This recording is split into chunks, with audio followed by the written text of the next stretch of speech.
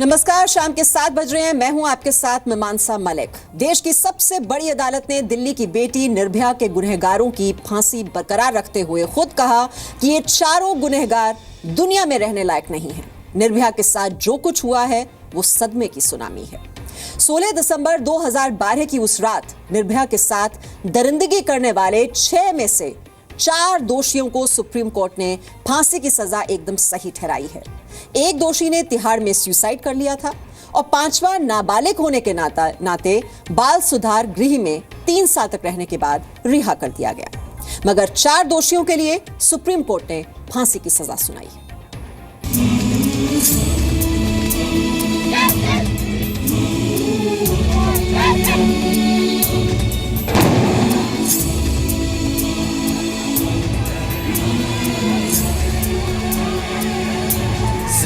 से लिपट कर गलियों से रास्तों से उभर कर उमड़ कर। कि सुप्रीम कोर्ट में देर जरूर हुआ लेकिन फैसला बिल्कुल सही मिला है। सबको थैंक करना चाहती हूँ और जो भी फैसला आया है सबके लिए आया है, सबको इंसाफ मिला है।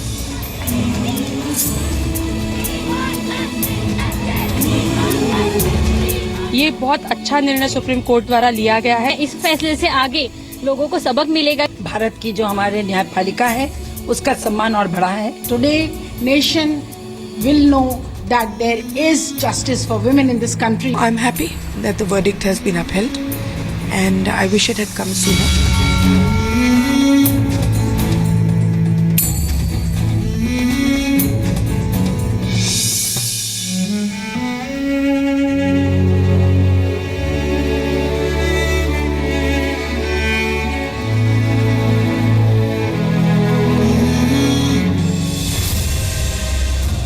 निर्भया के साथ हैवानियत करने वाला अक्षय, निर्भया को बेवजह मौत देने वाला मुकेश, दिल्ली की निर्दोष बेटी का गुनहगार विनय और निर्भया के साथ दरिंदगी करने वाला पवन। देश की सबसे बड़ी अदालत ने निर्भया के साथ दरिंदगी करने वालों को फांसी की सजा दी है।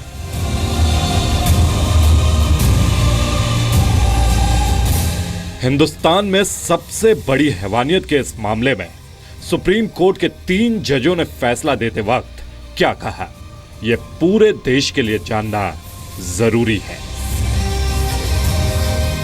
इस केस ने देश की सबसे बड़ी कोर्ट को भी हिलाकर रख दिया। सुप्रीम कोर्ट ने निर्भया केस में इंसाफ करते वक्त जो कुछ कहा वो एक एक बात बहुत अहम है। निर्भया से दरिंदगी, निर्भया कांड सदमे की सुनामी है। निर्भया के अंग काट दिए, लगता नहीं ये गुनाह इस दुनिया में हुआ है। बेहोश निर्भया को कुचलने की कोशिश, ये चारों दोषी धरती पर रहने लायक नहीं। कांच की बोतल से जख्म दिए, चारों दोषी विकृत मानसिकता वाले। निर्भया को निर्वस्त्र कर बस से फेंका, ऐसे गुनाह माफी के लायक नहीं। गैंगरेप के बाद हत्या, कठोर सजा से ही भरोसा पैदा होगा।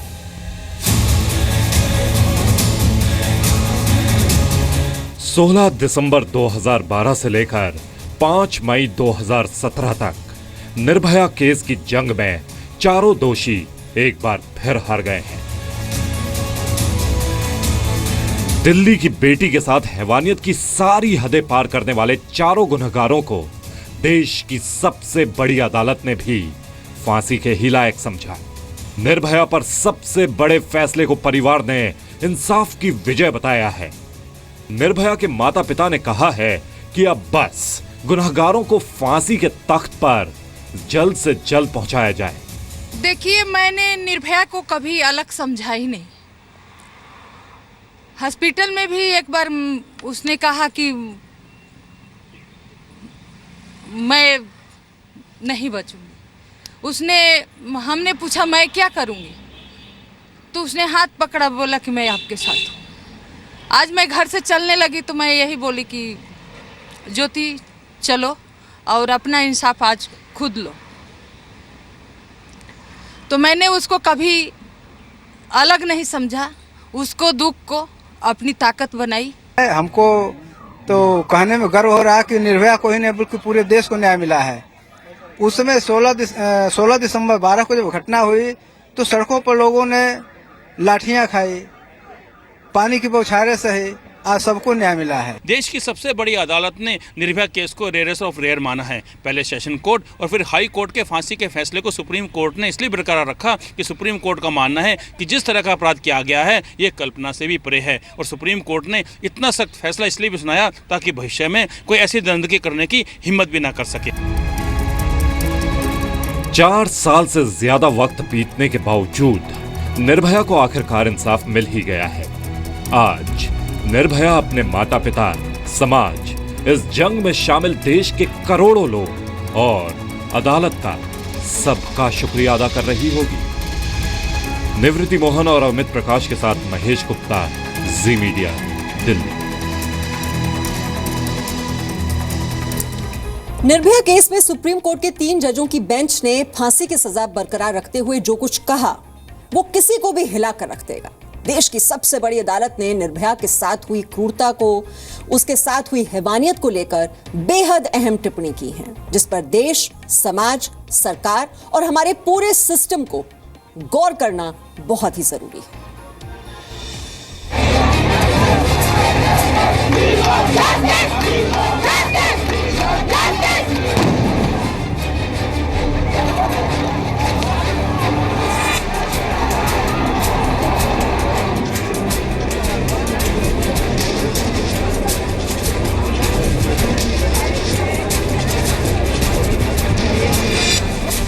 सुप्रीम कोर्ट ने 16 दिसंबर 2012 को हुए निर्भया गैंगरेप केस में चारों दोषियों की फांसी की सजा को बरकरार रखा है।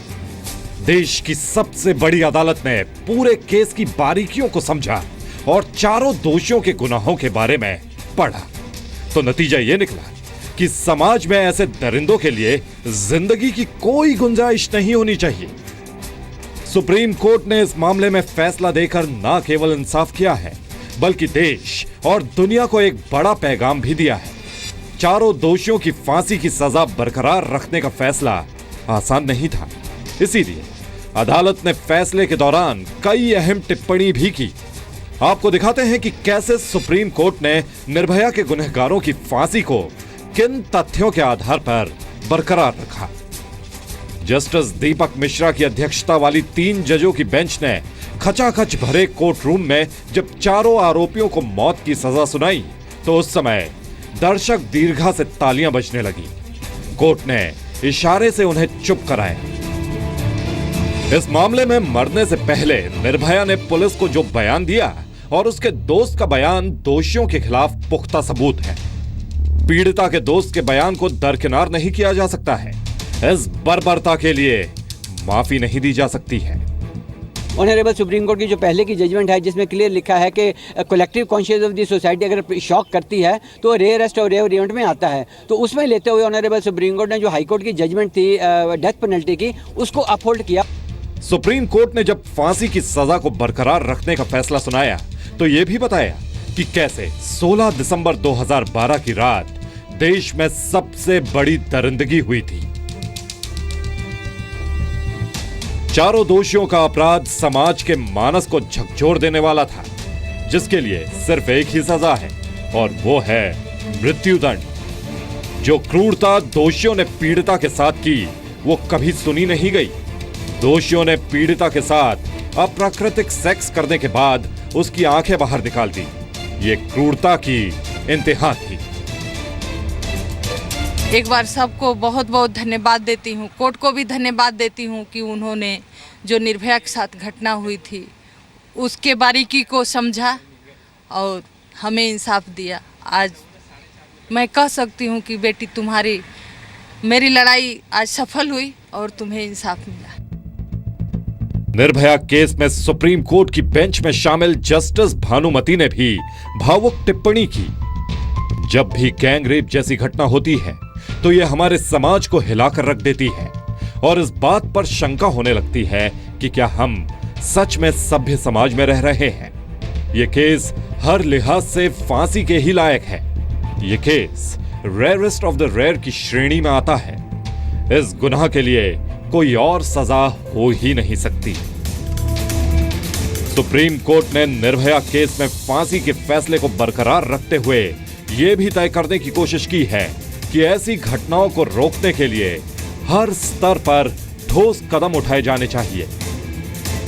महिलाओं के खिलाफ होने वाले अपराध सिर्फ किसी महिला का निजी मुद्दा नहीं है, बल्कि मानवाधिकार का मामला होता है। महिलाओं के खिलाफ बढ़ते अपराधों को रोकने के लिए सरकारों को इसकी जड़ तक जाना होगा। समाज में महिलाओं पर होने वाले अपराधों को मिटाने के लिए सख्त नियम और निर्देश जारी करने होंगे। हमारे संविधान और कानून में महिलाओं के खिलाफ अपराध करने वालों को सजा देने के लिए तमाम तरह के प्रावधान मौजूद हैं, मगर महिलाओं के प्रति अपराध रोकने के नियम कानून सिर्फ कागजों तक ही सीमित नहीं रहने चाहिए। निर्भया केस में चारों दोषियों की फांसी पर सुप्रीम कोर्ट से मोहर लगने के बाद ये उम्मीद है कि देश में अब दूसरा निर्भया कांड नहीं होगा। निवृत्ति मोहन और अमित प्रकाश के साथ महेश गुप्ता, जी मीडिया, दिल्ली। तो सुप्रीम कोर्ट का जो संदेश है वो बहुत ही साफ है, बहुत ही स्पष्ट है। अगर महिलाओं के साथ अपराध होगा तो दोषियों को बख्शा नहीं जाएगा, रहम के लिए कोई गुंजाइश नहीं होगी। और ये फैसला आने के बाद न्यायपालिका में एक बार फिर से लोगों का विश्वास, लोगों का भरोसा कायम हुआ है, जगा है और बढ़ा है। 16 दिसंबर 2012, जी हां, ये तारीख भूले नहीं भुलाती। और निर्भया के साथ हुई दरिंदगी के चश्मदीद और उसके दोस्त ने जो उस वक्त बातें कही थी वो भी भुलाई नहीं भूलती। रात को निर्भया अपने दोस्त के साथ थी 16 दिसंबर 2012 को, और जी न्यूज के एडिटर सुधीर चौधरी ने दीपक से खास बातचीत की थी। आज हम आपको एक बार फिर से उस बातचीत के कुछ अंश दिखाते हैं जिनसे पता चलता है कि हमारा सिस्टम कितना कमजोर है, कितना लाचार है। इस देश में शायद कोई ऐसा परिवार होगा जिसने उस बहादुर लड़की के लिए आंसू ना बहाए हों, जिसने उस बहादुर लड़की के लिए कुछ सोचा ना हो, और जिसने शायद इस देश की हर महिला ने उस वक्त ये भी सोचा कि उस बहादुर लड़की की जगह कोई भी हो सकता था, और वो कोई भी आगे इस तरह का शिकार ना बने, उसी के लिए ये सारी कोशिशें जारी हैं। आज हमारे साथ वो नौजवान है जिसने वो दुर्भाग्यपूर्ण रात को जिया है और अब तक शायद सब कुछ याद भी होगा, और उसी के लिए हम आपसे बात कर रहे हैं कि वो बदलाव कैसे होगा।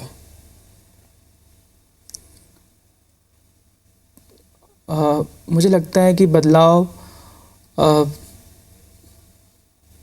हर चीज़ में बदलाव की ज़रूरत है।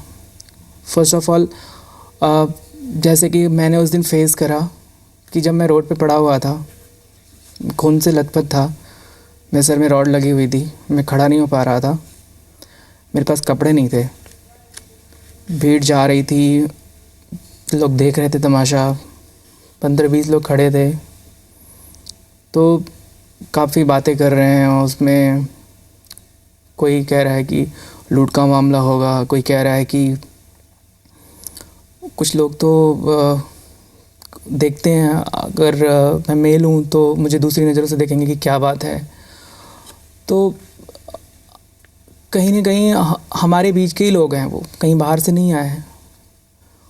अगर वो हमें कपड़े देते, अगर हमें, जब मैं 1.5-2 घंटे वहाँ बैठ के, वहाँ पे इतनी शर्द है दिल्ली में, झाड़ियाँ थी वहाँ पर, शायद कुछ भी हो सकता था वहाँ पर, तो वो मुझे शायद हॉस्पिटल तक ले के जा सकते थे, क्योंकि जब तक वो पीसीआर को कॉल करते, पीसीआर आ रही है, एम्बुलेंस आ रही है, तो उनके पास गाड़ियाँ थीं, वो लोग खड़े थे, तो मुझे लेके जा सकते थे, या मेरे दोस्त को लेके जा सकते थे।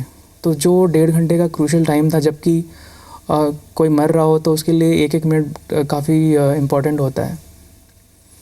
तो वो उनकी सोच को कौन बदलेगा?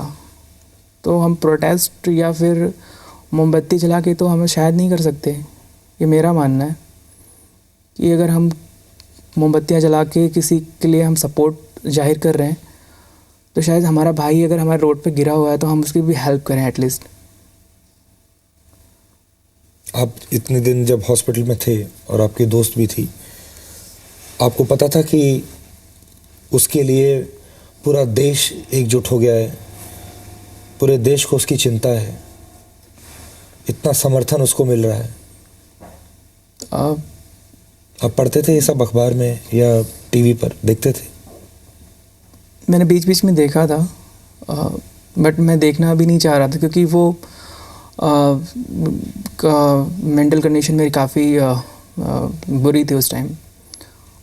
मैं सो भी नहीं पाता था ठीक से, और शायद मैंने ये बात किसी से अभी तक शेयर भी नहीं करी है, क्योंकि अगर आपके साथ कोई चीज़ ऐसी चीज़ें होती हैं और आप उसके साथ होती हैं जिनके साथ आप रहते हो या फिर उनसे आपकी फ्रेंड है, और तो फिर आप वो पिक्चर आती है आपके सामने। कभी सोचते हो कि कभी कभी अपने आप को ब्लेम करते हो आप कि मैंने क्यों किया, क्यों गया, नहीं जाना चाहिए था, या फिर मैंने वही बस क्यों ली, ये क्यों नहीं किया। तो काफ़ी चीज़ें आपके माइंड में रहती हैं, और फिर वो मैं उस 2 हफ्ते तक तो मैं बात भी नहीं कर पा रहा था ठीक से। तो कोई कुछ पूछता भी था तो मुझे इरिटेशन होती थी। आप एक मेंटल ट्रॉमा में थे, पुलिस आपके साथ पूछताछ कर रही थी, आप पुलिस को सहयोग कर रहे थे, आप अस्पताल में भी थे। इस दौरान क्या कभी किसी ने ये नहीं कहा कि आपको एक मेंटल काउंसलिंग की ज़रूरत है, आपको मेंटल कंडीशनिंग की ज़रूरत है, आपके शरीर को दवाई की ज़रूरत है, लेकिन आपके दिमाग को भी दवाई की ज़रूरत है? इनफैक्ट मुझे मेडिकल असिस्टेंस के नाम पे मुझे जब मैं यहाँ से अभी 2-3 दिनों से 4 दिनों से अभी जब मैंने मेरे घर वाले आए दोबारा, क्योंकि मैंने उनको भेज दिया था, मैंने कन्विंस किया था इनको कि जाइए अभी मुझे केस को और स्ट्रांग बनाना है। तो अभी मैंने मेडिकल ट्रीटमेंट स्टार्ट किया है। तब मुझे जाके पता चला कि मेरी जो इंजरीज़ हैं वो अगर अभी इनका इलाज अभी स्टार्ट नहीं हुआ होता और अभी मैं लेट कर देता तो शायद फिर मैं फिर कभी रिकवर नहीं कर पाता। इस नौजवान को आप दीपक भी कह सकते हैं क्योंकि एक बदलाव की लौ जलाने के लिए चला है। इस नौजवान को आप अभिमन्यु भी कह सकते हैं क्योंकि इसने अभिमन्यु की तरह लड़ाई लड़ी है और आगे भी लड़ने के लिए तैयार है। तो यही वो बातें थी जिनको सुनकर पूरे देश में आक्रोश देखा गया और नए सिरे से महिलाओं की सुरक्षा को लेकर बहस छिड़ी। और आज जब सुप्रीम कोर्ट ने 4 दोषियों को फांसी की सजा सुना दी है, निर्भया की मां का कहना है कि ये सच्ची श्रद्धांजलि है उनकी बेटी निर्भया को। इंसाफ की ज्योति प्रज्वलित हुई है।